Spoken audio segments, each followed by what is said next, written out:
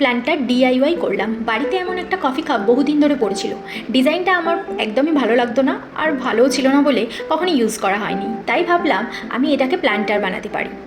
এই কাপটার উপরে 4-5 coat white colour করার পর এই ডিজাইনটা করেছি। অনেক চিন্তাভাবনা করার পর অনেক রকম কালার ইউজ করে কাপটাকে পেন্টিং করেছি। তবে পেন্টিং বলো বা যে কোনো রেসিপি, এইসব কাজ করতে তো আমার ভালোই লাগে। তবে ভিডিও করা খুব বড় একটা টাস্ক।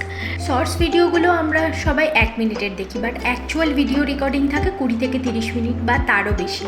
ভিডিও করা, এডিট করা, ভয়েস ওভার দেওয়া সবটাই টাইম টেকিং ব্যাপার।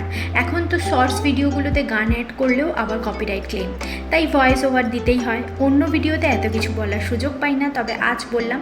যাই হোক, আমাকে অবশ্যই কমেন্ট করে জানিও যে আমার প্ল্যান্টারটা কেমন লাগছে। সবাই তো ভিডিও ওয়াচ করছো, কিন্তু লাইক, কমেন্টস আর সাবস্ক্রাইব করতে ভুলে যাচ্ছ। তো প্লিজ সাবস্ক্রাইব করে দিও আর লাইক কমেন্ট করে দিও ভালো লাগলে।